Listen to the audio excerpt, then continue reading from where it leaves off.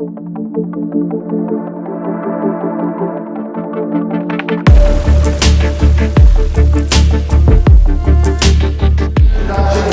presenter, Lea Kapiteli, is not particularly easy one because she is a contactee with countless experiences with non-human beings through drawings, paintings and stories. I watched one presentation she gave on YouTube and she was mentioning beings and races that I had never even heard of before, like numerous ones.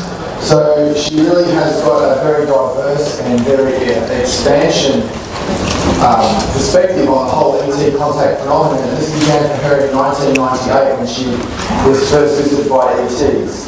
Lea is a contactee, an author, an artist, a psychic blogger and starseed, and in some ways her story is really embodying the concept of incarnation in a way that many of us would think that we need to be born on this planet again and again in human form, which for some people even that is a big leap.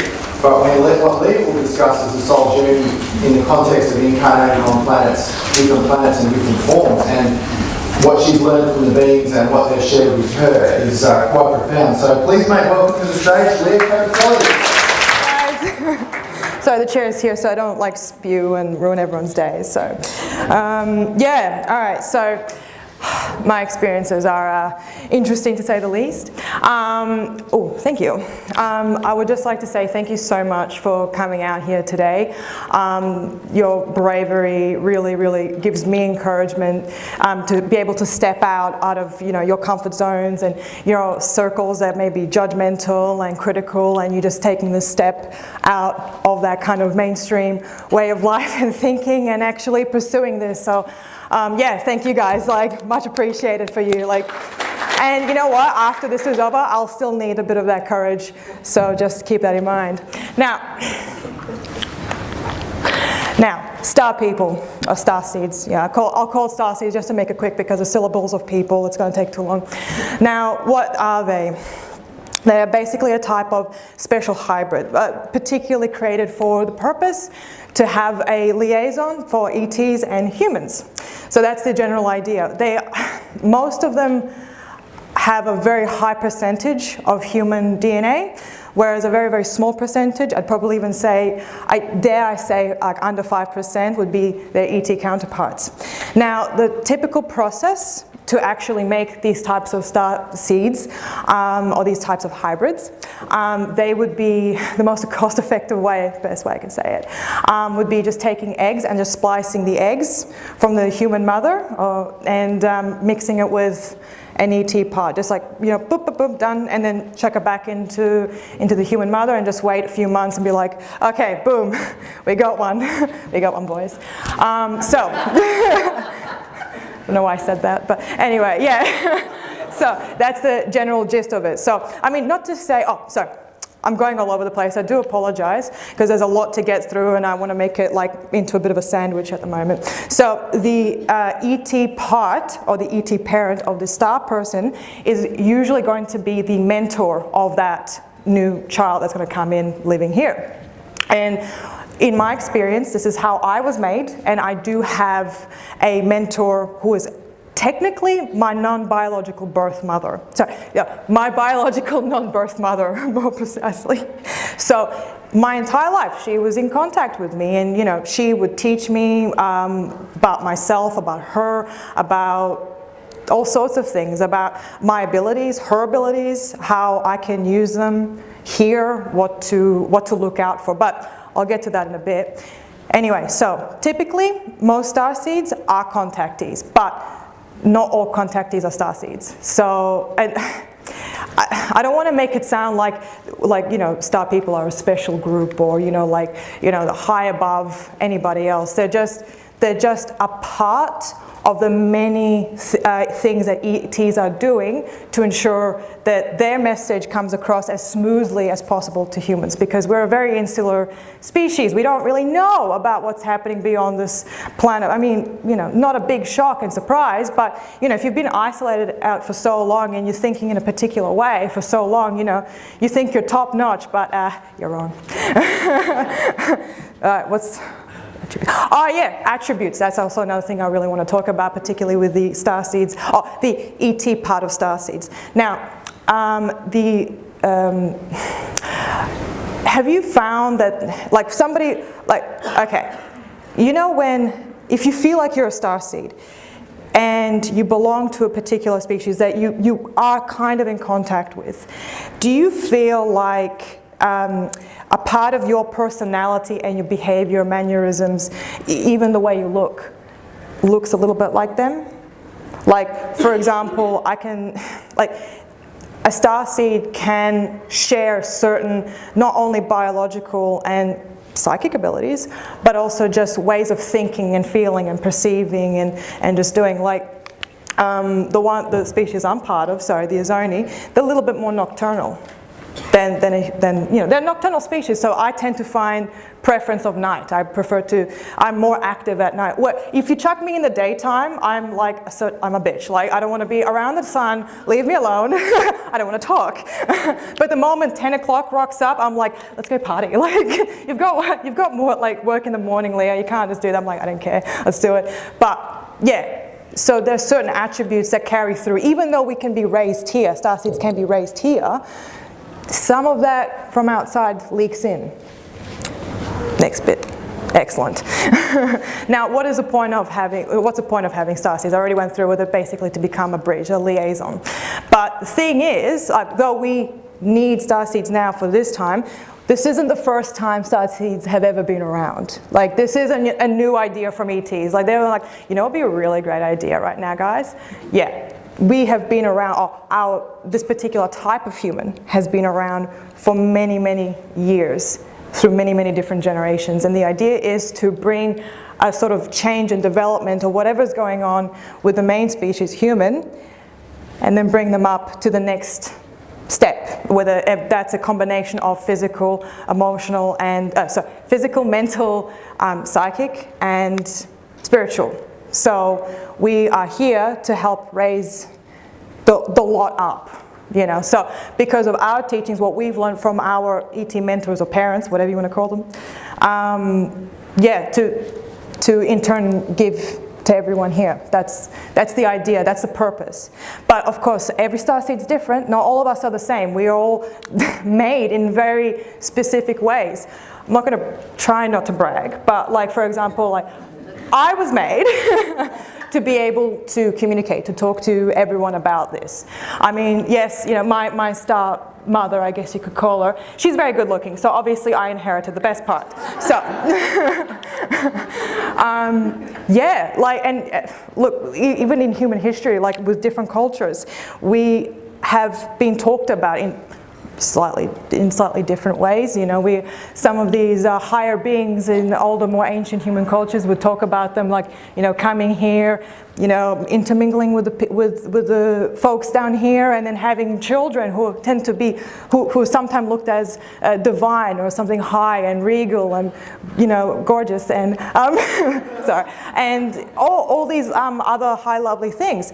But some people saw starseeds as heralds of doom and, you know, all these gloomy, you know, the sign of the apocalypse and whatever else. Don't worry, we're the good guys, I promise. Most of us. Now, why do E.Ts care about this place? I mean, they have their own home worlds. They can colonize any world they want. They can terraform any planet they want. It doesn't matter. Like, why?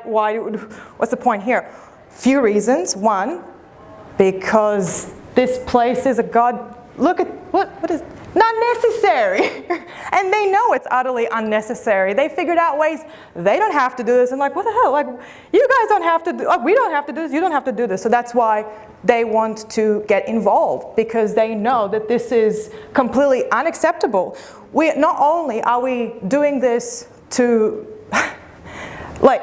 It's wild. Like, we don't have to be a parasitic race. We don't have to be a parasitic species. And they know that. And they're like, no, there are so many better ways. You're destroying your own futures by doing this. This is not, I'm not saying you as in everyone. No, I'm just like us. We're all part of this. But, you know, we are also part of the solution too. Don't worry. So, anyway, went on a bit of a tangent. But yeah, they care. Because if they didn't, you know, we wouldn't be here. You know, we wouldn't be putting in the effort. So this is a part, they are in every way invested in this place as we are. You know what I mean? It's compassion. I mean, sometimes with some different species, it's not always 100% compassion that drives them. There's a physical need as well, but you know, you have all these different species banded, that's actually on the next slide, sorry. You have all these different species banded together, working together to save this place. As I said, all of them have different ideas and goals, what they want out of this place, what they need from this place, and us, the residents of this place. But, you know, the idea is to ensure that we get to a point that we can be part of the community. Because we once were, a long time ago, and it got lost. And look, that's a whole other story, but it's not entirely our fault and it's not entirely their fault. But basically, there was a bit of a fight, a bit of an argument. Some people didn't listen, not saying any names, and yeah, it went down.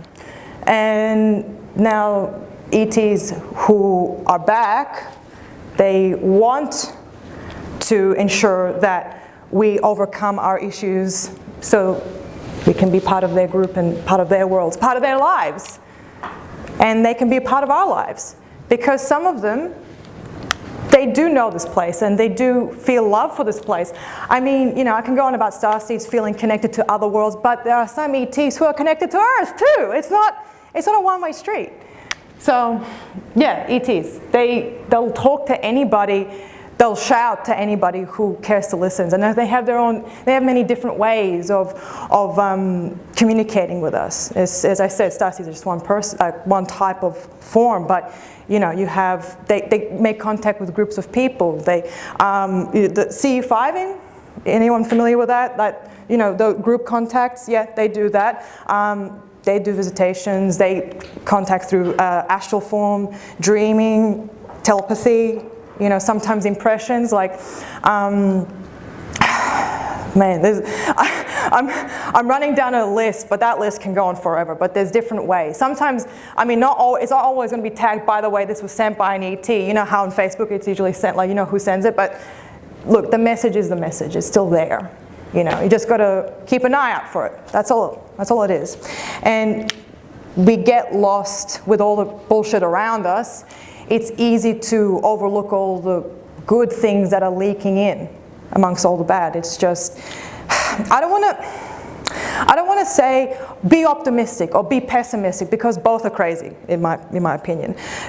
Just be mindful, be wary, have an idea of what you want to see the world to be tomorrow, you know. So yeah, that's that. Next slide, please. So yeah, as I already mentioned, long-standing history with humans. They know that there were times in human history where we didn't have half of the issues that we have now. So they want to help us remind ourselves that there was a better time, and you guys managed to do it. Managed to do it on your own. You didn't even require E.T. intervention for any of it. You can do it on your own, but unfortunately now, because we've bubble wrapped ourselves, you know, we need a bit of outside poking to burst that bubble and be like, listen, it's not acceptable, you know that. I was having a look at, like, what am I going to talk about next? They want to help us get past. Oh yeah, basically that's it. They want to push us past all the stuff. Now, I already mentioned about different E.Ts having different ideas and intentions for this place. There's one particular species called the Xanians. Now, I have been in contact with the Xanians since I was about 13. And the ambassadors, I should say, the emissaries of their people interacting with humans here. Now, the Xanians are in kind of, they look very, very similar to humans. You know, they have the same sort of physique, you know, roughly the same height. They have hair, blue-black hair, blue-gray skin, very, very similar facial structure, and gorgeous yellow and orange-red eyes. But that's, anyway, that's something else. I have been actually traveling and also had direct experiences with these people, and I have also actually traveled to their homeworld. And their homeworld is a gorgeous and very diverse desert world. And, you know, going there, learning about the culture, they're very, they actually orbit, I think, the second planet from Sirius B, so we're practically neighbors. We're right next door to each other, so they're the closest to us. Well, the ones that I'm in contact with, I know that are closest to us. I should be more precise. But as I learned a little bit more about them, a bit about the history, I noticed a particular thing that I found to be a bit not alarming but curious. You know how over here you have different types of humans, you have like different races and sub-races, like you've got white, black, Asian, everything else, like list. But we all look physically different. Not all of us look the same. Xanians do. And I'm not being racist. Xanians do all look the same, to me, anyway. But I'm wondering, what the hell? Like, you guys have the same shaped cheekbones, jaws, chins, nose, roughly the same skin tones too. Like, what's up with that, guys? Anyway, after a little bit more probing and digging, probing as in like trying to get them information, not the other probing. Sorry. They let that wash out for a second. But yeah, they started talking. As I'm getting them to answer my questions, I said, "What's the deal?" And they said, "Well, we don't often talk about this. We don't like talking about this, but several thousand years in their history." Now, I want to make sure, like, they have a different counting system for years, so it might be a couple thousand for us or 10,000. I don't know. Like, all I know, it was a very, very long time ago, long before even they made first contact. So this is before they were interstellar travelers too. They were extremely ethnically diverse. They had a huge collection of different, many different types. And then one out of these many tribes, I guess you could say, nations, outgrew the rest. Now, how they got the technology, that's a different story, but that's my own suspicions. But anyway, one developed very, very quickly and had this idea that they were the most right. Sounds familiar, doesn't it? And they went around and they conquered different people of their own kind, assimilated, absorbed, whatever you want to call it, genocide, ethnic cleansing, the lot, until there was only one type of Xanian left, and that's the one that I'm in contact with and has been ever since after their first contact and so on. And I thought that's pretty dark, like, you know, and I love my dark stuff, but that was, even for me, I was like, well, that's a bit spicy. But they told me something else. They said that they are in trouble. And I'm like, all right, well, yeah, obviously, but what kind of trouble are you talking about? And they said, well, after a few generations, we'll all be technically inbred. And I'm like, what? What does that even mean? Now, their population is nowhere near the same number as ours. I think they counted in the low 2 billions. But because they've wiped out a lot of different genetic refreshers for their pool, they were finding that their children now, in the last couple of generations, are not quite the same as their parents in the sense of they are not as physically strong or cognitive or even psychic. Because Xanians are naturally born, like, they're naturally gifted psychics. They can switch it on, everything's all well and good, but their children don't have that. And that's when the questions started to lead to a very, very dark answer, and they found that, yeah, well, their parents are actually distant relatives, and then, you know, stretching on further from there. And they said that in the next several generations, they'll all be inbred, technically. So, yeah, that's a problem. I see why that's an issue for you guys. And I said, well, since you need a new, fresh batch of DNA, like, what's like, you know, there's other species that you can probably borrow DNA from. It's not an issue. And they're like, yeah, we've already done that. And I'm like, not successful? They're like, no, not really successful, because there were different reasons. Now, I might as well go into the sort of social issues that they're experiencing at the moment. One group says, no, if we actually introduce an outside, an off-world DNA into ours, we're not going to be Xanians anymore. But then there's the other group that says, no, we're dying. So there's this constant sort of battle, internal civil battle that's happening right now. And they're like, no, we don't want this. Yes, we want this. So let them solve it, don't worry. Now, going back to when they were going around looking for new, fresh DNA, they listed all these different species, and they had a look, and they found one species that matches, that are the most, that have the most physical and mental things in common with them. Unfortunately, they're a pre-contact species. I'm going to give you one hint on who they are.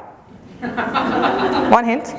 Yes. So, hence why they are so invested and involved with this place, their particular drive. Now, yeah, for me personally, that was a bit of a shock, because I was like, wow, so it's not just, I don't want to just say that, I don't want to make them look bad. It's not about looking bad. It's about being true. It's what's there. Like, I've spoken to some people who say, oh, that's a bit selfish, and I'm like, well, yeah, but they're not in a good place, so they need to, they need to do something about it. But, I understand it because they told me, and hopefully, one day when we actually do manage to have contact with them, they'll offer incentives. Don't you worry. Like, I don't need incentives. Oh yeah, if you haven't guessed already, I am a starseed. So I know all the stuff. Oh, these are two of my drawings. So, it's the only two I have on this slide. But yeah, this is just to further illustrate the duality of a starseed's nature, the one on the far left. That other half face is actually not the species I don't look like that when I'm out there actually traveling, but that's just a bit more of a clearer detail. So, I mean, other starseeds who may have that half face, but maybe some of you, I'm not sure. And this is an illustration of me when I'm out there actually traveling, and how much I would rather be out there than in that. So, what are the points? Yeah, so a bit about myself. Now, I have been in contact with these beings for almost over 2 decades at this point. I have had a gap for a few years, and I only had a very small handful of physical physical connections. I don't know if that was the right word, but you know what I'm talking about? Sweet. So when I was a very, very young child, but as I got older, the contact waned a little bit, partly due to the fact that when I would talk to other people about my experiences, they weren't really receptive to it 100%. People thought I was, talking about my imaginary friend. I mean, I even remember telling my grandfather about, my experiences and my imaginary friends. And he says, "You're 8 years old, grow up." And I'm like, I know it's ridiculous now, but it's just like, he was very, very adamant that, it's not real, it's not real, it's not real. And I was resistant to what he was saying, but unfortunately that seed of doubt was planted to the point where after, some more time on my experiences, when I would have actual visitations, pardon me, I would tell them to go away, you're not real, and they did. So there was a few years of extreme loneliness and confusion, and like, well, they're not real, so it doesn't matter, but why do I feel like shit? Of course, at that age, I didn't know better. I didn't know what the words were to it until I turned about 14, where I made contact with a being calling himself Mesrith. This boy needs his own hour and a half, I can tell you right now, but he's a good friend of mine, energy being. Oh, and by the way, the E.T. parent, my E.T. parent that I'm genetically connected to, she's physical. She's a physical person, but she comes to me in her astral form, and we have telepathic communications. Mesrith, he doesn't, he can do all those things, but he's not a physical being. He's an energy being. He can do whatever he wants. My God, he has an energy body. He can shapeshift into anyone. Anyone. So can shapeshift into a cloud. Why not? Yeah, no, it's a great idea, Mesrith. You should try it sometime. But, you know, really, really powerful being. And yeah, so we started talking, and he started talking to me a bit about star seeds, and not using that word particularly, but was presenting it to me like I'm doing here today. He was talking to me a little bit about what his kind is here for, what the point is, what's the purpose, and et cetera, and et cetera. And he said, I will give you an opportunity to learn about us, but I'll also give you an opportunity to learn about yourself from your past that you ignored. He didn't say that you ignored, like he wasn't putting the finger blame on me, but he was opening that door, and I said, shit, yes, let's do it, you know. That's when we started actually traveling that night, and that's when I met some of the other ambassadors and other species, representatives, I should say, that sometime later. So yeah, that was kind of like my reawakening, my rekindling with the people that I separated myself from. And when that happened, it was kind of like, this is my life. This is it. This is what I want. This is the only thing that makes sense and the only thing that matters, you know.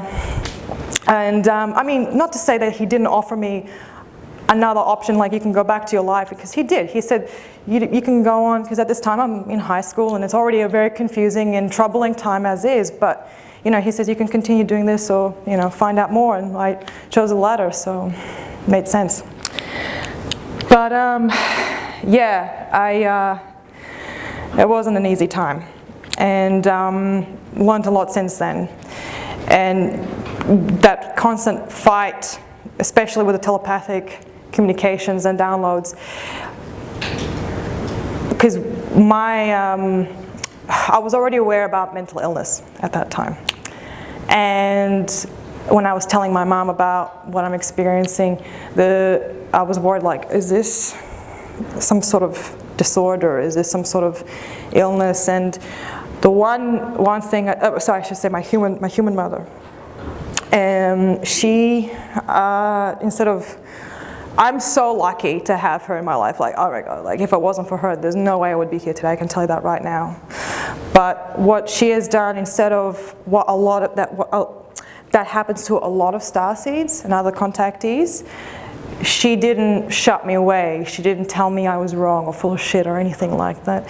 She went on the internet and started researching about what I was talking about, and she found other people talking about the exact same thing I'm talking about. Like, and she knows I'm not looking this stuff up on the internet. I cared more about World of Warcraft. You know, that's all I was doing at that time, so, you know, it made sense. But yeah, and mind you, she's a scientist, so, you know, she chose to, all right, instead of going along with what everyone else is telling me to be real, you know, if it's physical, it's real, if it's not, it's irrelevant. No, she actually took that true route and said, I have to question, I have to investigate, and that's exactly what she did. And she helped me make contact with people who could, you know, other researchers and other contactees. And I realized, oh my God, I'm not alone. Like, and she's like, Leah, oh my God, this person talking the exact same thing as you're talking about. I'm like, yeah, no one, yeah, I know, you know, no shit. Like, what do you mean? Like, she's like, it validation. I'm like, yeah, I know, it's cool. But I was actually secretly celebrating on the inside. I'm like, yes, not a bad thing.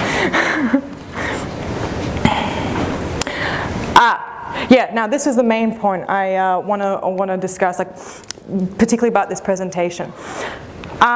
With a lot of my years of contact with my particular group of beings, they don't often mention Ascension the same way that I've heard people here talk about.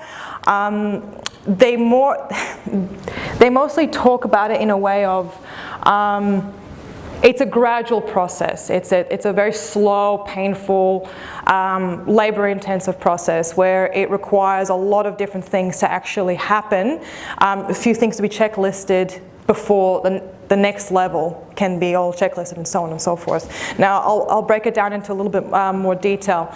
Now, because the group that I'm with, their goal is to ensure that we become an interstellar become part of the interstellar community for travel, for communication, for exchange, etc., etc. Now, they need to see certain things from humans. We're going to be good candidates for this invitation. Now, they want to see that, one, we can get along. I know it's like it's one point, but it's a big one, because you have to consider some of the, if we start becoming interstellar travelers, who's to say, because we've never had peace here on Earth. Like, when was the last time you can remember there was an age where there was no war anywhere at all? And I mean a war not necessarily between nations, but a riot. You know, that I don't remember at any point that ever happened in my lifetime anyway. And they want to make sure that we don't decide one day to turn around and be like, let's attack them, you know, just shits and giggles or whatever. I don't know. But they want to make sure, because they don't want to share space with people they can potentially find dangerous. You know, I'm not saying that all E.Ts see us as dangerous, but, you know, through our history of actions tend to say otherwise. So they want to make sure that there are certain things checklisted off before the next step. What's the next step? Yeah, just another really important thing. Even if we were all peaceful people, right? Discrimination is also another really important thing, because you're going to be introduced to massive groups of different kinds of entities. It's not going to be just all humanoid-esque in appearance. Some of them are going to be slugs. Some of them are going to be arachnids. I've seen an arachnid, by the way. They are freaky as fuck, I can tell you right now. 4 legs, 4 arms, 8 eyes, and I'm like, you know, that's an interesting thing. And they had like a torso. Okay, all right, I'll tell you the full story. Oh my God, okay. So this is when I was about 15, 16 years old. I was up actually traveling with Mesrith, funnily enough, and we were in this kind of community hall, I guess you could say. I want to say we were on one of the lunar bases. I'm not 100% sure, but I think it was roughly around there. And there was a massive collection of different species there, and many, many different individuals. And when I'm just sort of like sitting there casually and like, you know, like, oh yeah. And I see this guy, I'm assuming, I don't know, like, is it wrong for me to assume their gender? I don't know. Just walking past with their legs, and then like the torso, like this narrow torso and this massive ass at the back, and like this sort of carapace, you know. And then they're like, and they kind of like turn around, their eyes just sort of like flicker over in my direction. I'm like, what is that? And Mez was saying, that's so rude to stare. Like, and I was like, I'm sorry, I've never seen this before. Anyway, yeah, and I lost my fear of arachnids at that point, because I realized they're people too. You know, they care. So, you know, that was my bad. I was the one in the wrong here. So, yeah, you have different types of beings there. And yeah, we've got to get over our own kind of misgivings and distrust of people who are a little bit different, who, you know, behave and speak and appear differently, in order for us to be able to embrace the differences that they have to offer. Because it is. I'll be honest. It is very, very daunting to be confronted with something so, dare I say the word, alien. But there is so much to learn from them, because I mean, it wasn't until when I really got to think about this being, this spider being I saw, I'm thinking, like, what actually made them develop like that? What's the story on their homeworld or their home plane? I don't know. And thinking, like, what's the story there? How did they rise to be one of the most, you know, apex species on their world? What's happening with that one? And once you start peeling away the layers and you start peeling away the body, it's the same thing. It's honestly the same thing. And it wasn't, you know, I mean, that theme, that whole we're all the same, is apparent in everything. Everything. I mean, with Mesrith, even though I see him as this amazing super being that can do anything and shapeshift and, like, you know, snap his fingers and a planet just broke in half. Okay, maybe not that not that cool, but you get the point. Like, he can do whatever. you know, you peel away the layers. I remember something amazing he actually told me a few years ago. And now his people, I'll tell you the quote. Basically he said, we can travel galaxies as if you were traveling next door. We can build stars, we can build planets, we can shape stars, we can live as long as we want. No, as long as we can, as long as we want. We are the avatars of the universe, but we're far from perfect.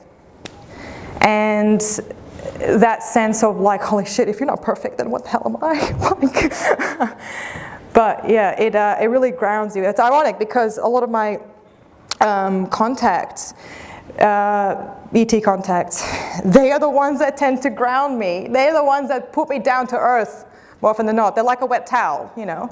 Whenever I get like, yeah, I feel super strong and amazing. Oh my God, I learned this new ability. I can, you know, do this thing. And they're like, calm down, like, calm your tits. Like, it's fine. Sorry. I feel like I should have warned you beforehand. I swear a lot. Like, I use vulgar language. So just a forewarning. I'm a bit late for that. Time travels, everyone. What's the next one? Unifying girl, this is MCS. Yeah, so, to get over this. Yeah, so another element of starseeds is, as I said, and I'll keep saying this, to ensure that, like, my job is to talk about E.Ts. Another star person's job could be shedding away at the distrust and hatred that we possess. I mean, we're all born with a bit of distrust about the stranger, but you know, it's usually based on something as two-dimensional as how they look and live. So another star person could be like, okay, you know, get rid of that. This is how, you know, unifying. And the whole point of it is like working together to actually get to a certain goal. So we're all different. We have different, you know, another thing. Another star person could be an engineer, you know, could be working on some sort of device that can allow for free energy, being one example, or tap into energy of the astral planes and then use that and be like, boom, down, we have no more problems anymore. But different ways, but the goal is the same. We have different types of people. The goal is ultimately the same, which is to ensure that there is a future for this planet, to ensure that we can actually participate in some of this awesome shit that's happening outside with our neighbors. I mean, I don't know about you guys, but I really want to get off this planet for a holiday because, like, I mean, we should get our shit together as soon as possible because I need a break. Like, I'm sick of this place. So, you know, going to Zan, like seeing the wondrous canyons and deserts there, like the spiral formations of the hills there, the bladed edges. I mean, who the hell doesn't want to? Okay, I mean, I want to see it, but it's very hot there. It's 50 degrees, you know, breathe. Okay. But there's also many other worlds out there, and you know, that's something that it's right there. It's available, you know. And they want to show us, man, like, can you imagine the tourism business, by the way? Like, how crazy is that going to be? Like, they're going to make bank, like. But, you know, it's all these things, all these rewards are possible. We just got to work for it. You know, that's all it is. So, what's the next bit? Yeah, to see a better future. That's it. Yeah. Whatever this guy says, you know. I wrote this presentation, by the way. Yeah, I already mentioned this several times. They want to share this place. They want to share their space, and they want us to share ours as well. And they know from history and by watching us as a species, when we put our minds together and actually stick to that one goal, like, have we ever been stopped? You know, can we be stopped? No. It's like when you have one of the most amazing stories I've heard was when Fukushima went to hell. There was a group of local Japanese elderly people banded together to actually help clean it up. And people were asking, like, why are you doing this? Why are you sacrificing yourselves for this? And they said, like, oh, look, we only have, you know, how long does radiation take to set in? What, 20 years, 15 years? I'm going to be dead in 5 anyway. I'm 80.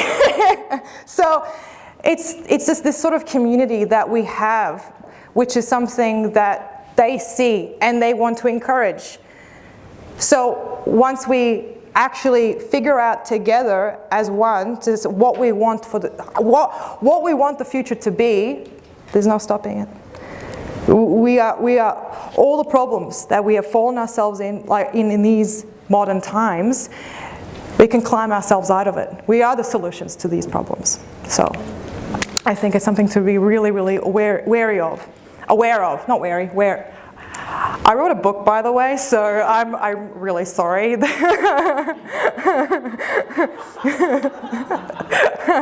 Now, that's where star people come in. Yeah, that's basically what we're that's my job. That's what I'm going to try and make happen, because, as I said, I want that holiday. Now, I want to help this place, so then in turn, I can help my future, because we are all, this is our home. This is the only home we have. And we're the only, you know, we are lucky, luckier than most.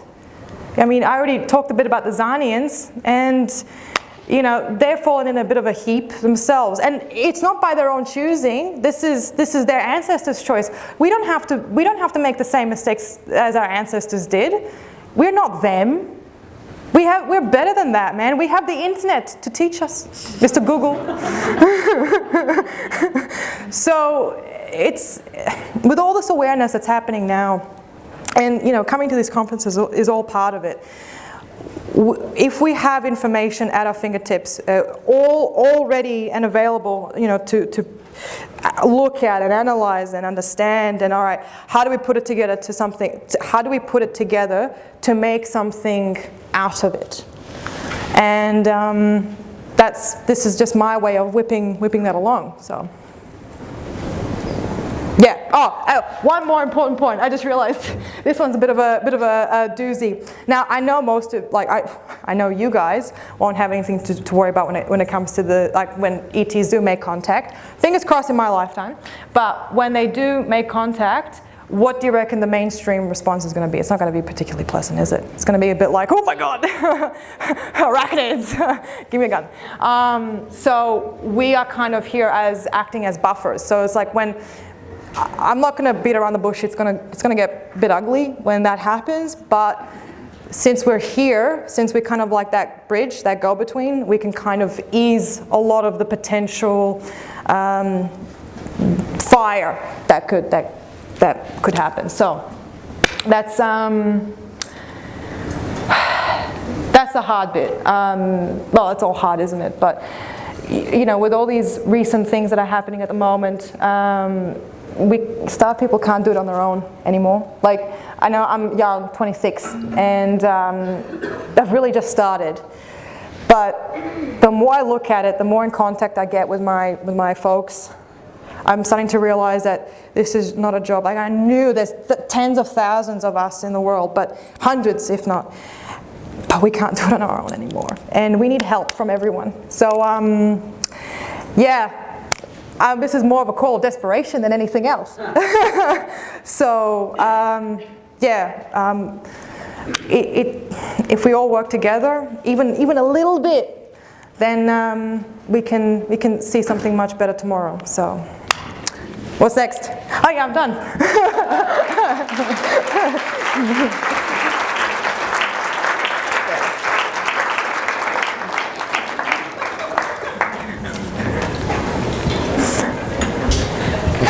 Thanks, Lea.